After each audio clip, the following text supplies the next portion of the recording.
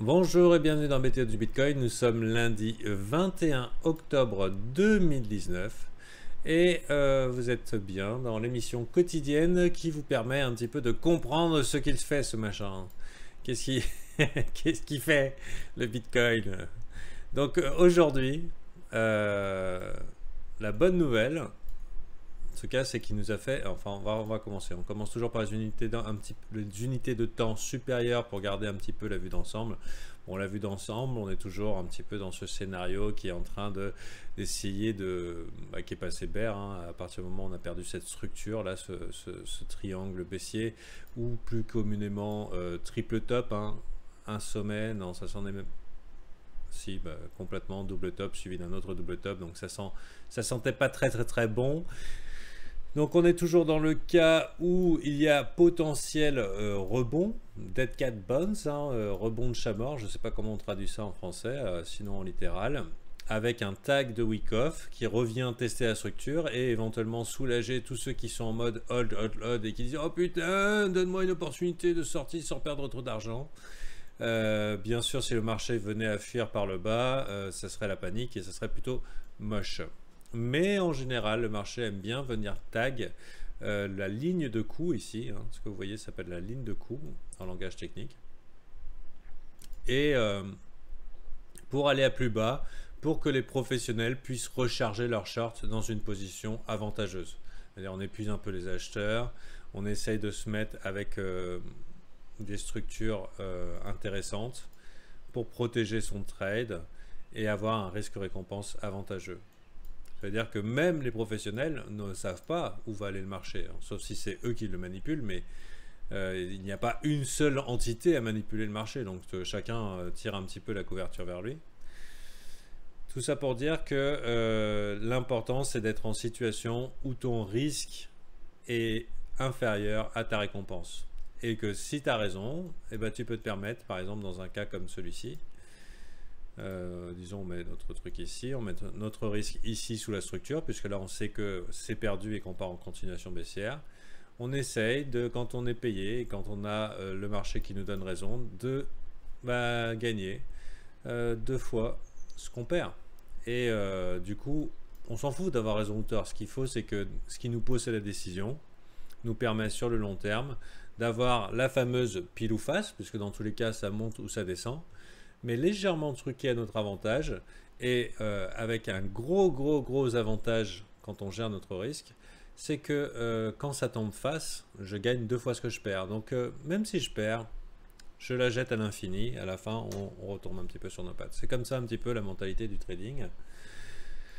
Et j'aimerais que vous le compreniez. Et malheureusement, quand on a une pièce comme ça qui fait je perds 50, je gagne 100, à pile ou face, eh ben, personnellement, c'est le genre de jeu qu'on peut jouer à l'infini.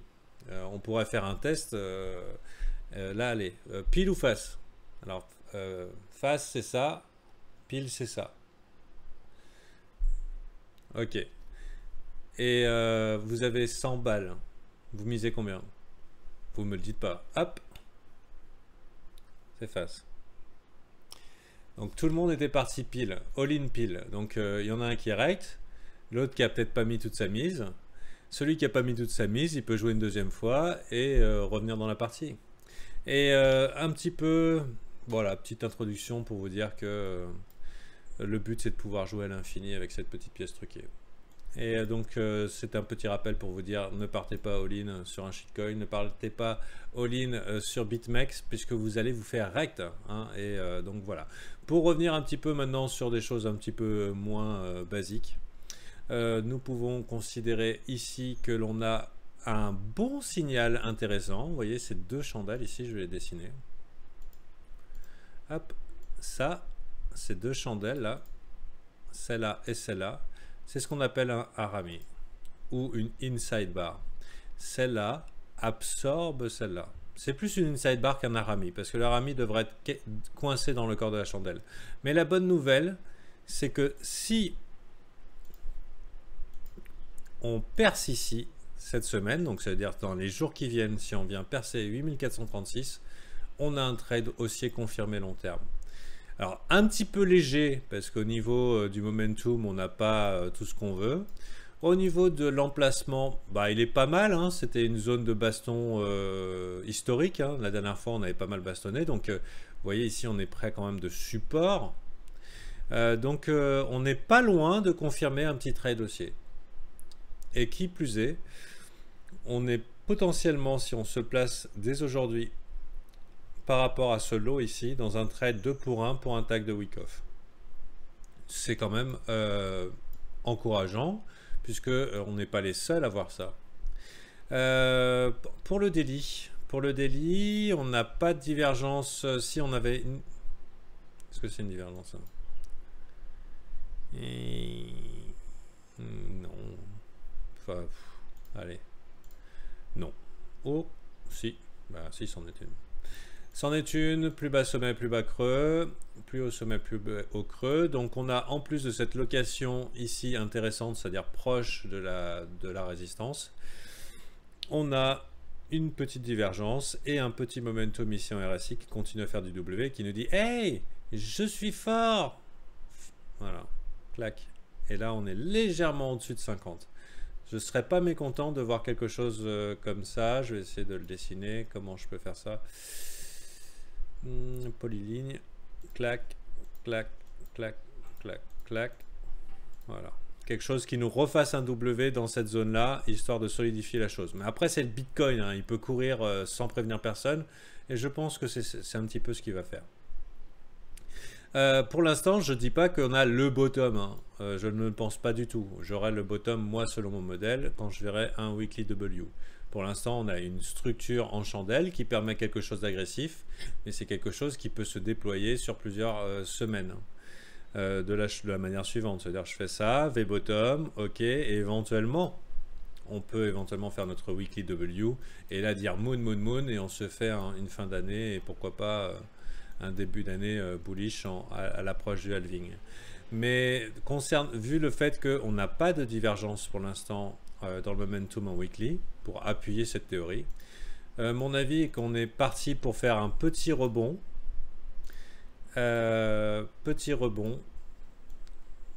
Et potentiel nettoyage ici pour en fait faire ensuite un weekly W qui pourrait être plus bas, mais carrément plus bas, hein. Et malheureusement, quand on dit carrément plus bas, il y a toujours le potentiel AB égale CD qui est malheureusement nous emmène dans une zone très intéressante. Donc je pense qu'il y a toujours des raisons d'être bear, mais c'est le moment du nettoyage là, hein. C'est le moment du nettoyage. Un petit push vers le haut pour essayer de nettoyer un petit peu le wagon là, qui est peut-être un petit peu trop plein de retail, de petits porteurs là, qui sont passés short avec la majorité dans un effet de foule, de masse. Et bien sûr, plus on passe de temps près des supports et plus les gens passent bearish.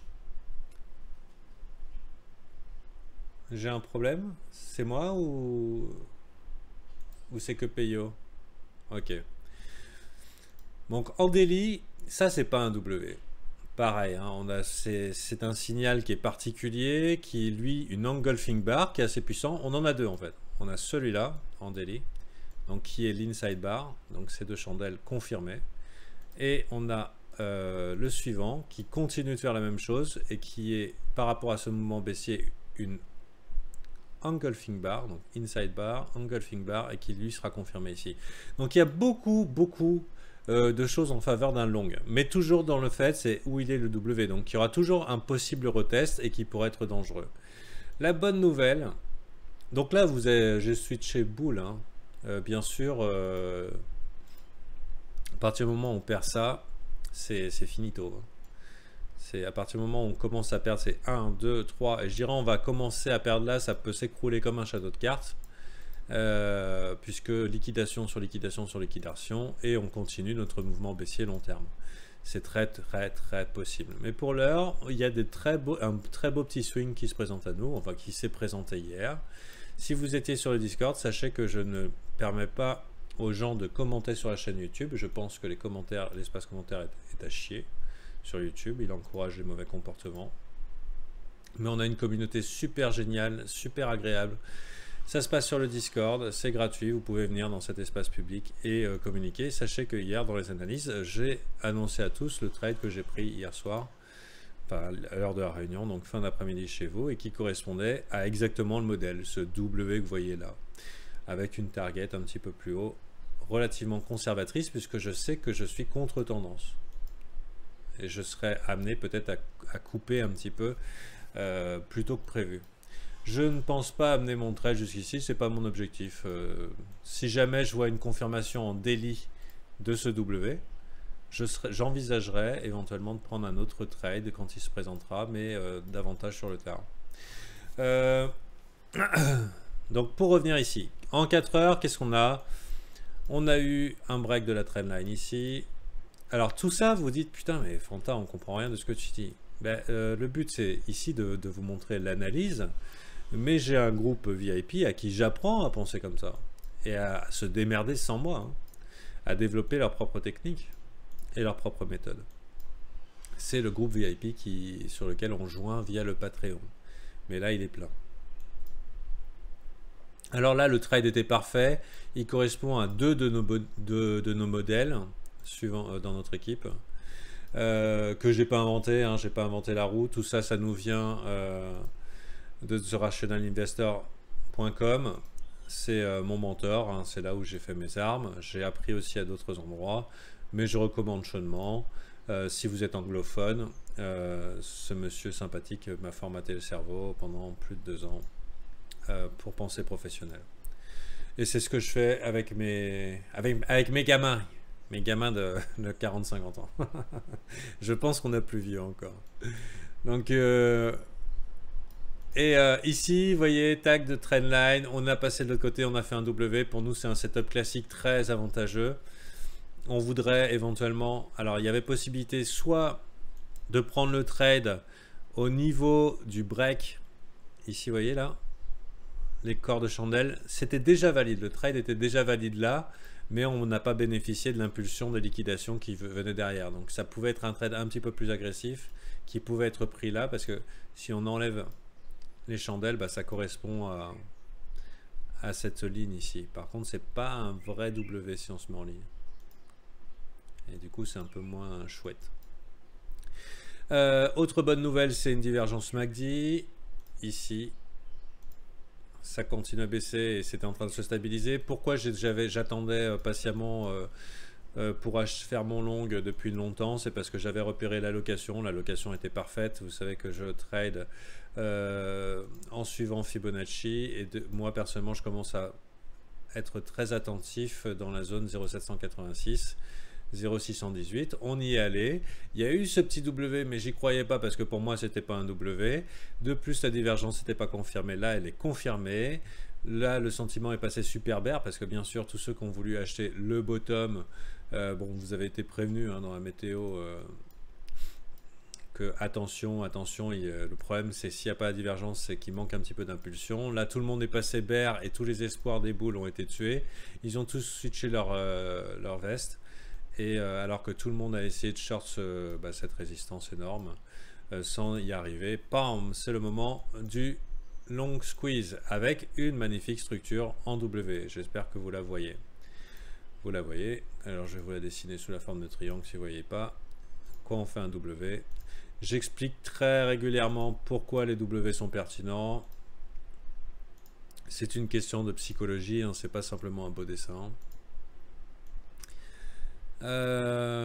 Mais du coup on le voit, donc plutôt bon signe. Et du coup vous savez, puisque je le répète tout le temps, à quoi on reconnaît une tendance au plus haut sommet, plus haut creux, plus haut sommet, plus haut creux, plus haut sommet, plus haut creux, et à quand c'est qu'elle s'inverse, c'est quand on commence à avoir des plus bas sommets, plus bas creux, et donc la formation d'un M ou d'un W. Et ben là c'est exactement ça. À partir du moment où on a pété ce swing là, on a commencé à faire des plus hauts creux, plus haut sommet, putain. Waouh! Alors bien sûr, il n'y a pas de quoi miser la ferme, mais on est potentiellement dans un retour haussier. Et pour l'instant, en tout cas, tant qu'on est dans ce range, eh ben, je dirais que la probabilité, c'est de racheter les dumps et essayer d'accompagner le trade dans cette zone-là. Je suis pas sûr qu'on aille beaucoup plus haut, mais je pense que Trade Realist qui a pu être pris hier, il va monter là-dessus. Donc ça, tout ça, c'est des choses qu'on apprend dans notre groupe et c'est cool. Aussi, bien sûr, qu'est-ce qui se passe quand tout le monde est short et sa maman ici et qu'ils perdent, bah, ils disent ah là là, bah, j'avais ajouté à mon short. Malheureusement, la grande majorité, je pense, est en train de short ici et vont donner du fuel pour ce mouvement, pour l'accompagner dans la zone de rechargement de short ici pour ce range. Et ce qui va bien faire mes petites affaires puisque je compte bien dessus. Donc, je vais essayer de prendre profit dans cette zone-là. Après, c'est le Bitcoin, je m'attends à un petit peu de folie. Ah là là, c'est le bottom. Et là, je vais commencer vraiment à vendre quand tout le monde va passer long. Alors, celle. Et je suis complètement OK hein, avec le fait que ça monte super haut sans moi. Tant que je reprends les sous sur mon compte, tout va bien. Donc voilà les gens, c'est comme ça qu'on fait chez nous. Et nous, on va aller dans l'espace VIP maintenant, dans les requêtes de brief, où il y a énormément de questions des 300, parce qu'ils sont plus de 300 maintenant, légèrement plus à peine, puisque les places sont limitées à 300, mais il y a ceux qui ont payé en crypto quand c'était encore possible. Et voilà. Mais vous dites, mais putain, Fanta, mais comment je vais faire moi pour rentrer là-dedans? Généralement, fin de mois, il y a de la place qui se libère. Et le premier du mois, c'est la facturation. Donc le mieux, c'est de guetter ça comme un aigle. Et le premier du mois, l'après-midi, ou en tout cas quand c'est possible, rentrer dans le Patreon. Sur l'heure, je vous souhaite de ne pas vous faire rect. Hein. Je vous rappelle la théorie, hein, pile ou face. La pile, je gagne 100. Face, je perds 50. Et il faut que je me mette en position que cette putain de pièce ne me recte pas. Et comment faire pour gagner beaucoup ben, en misant pas énormément. Être prêt à perdre 10 fois d'affilée et d'être toujours dans la course avec ma pièce pipée. Donc voilà, c'était bien ou pas les copains? Ah, cette fois je mets 2% sur pile. Tu peux aller jusqu'à 5 je pense. Jusqu'à 5% t'es bien. Donc voilà, et à bientôt. Maintenant la suite.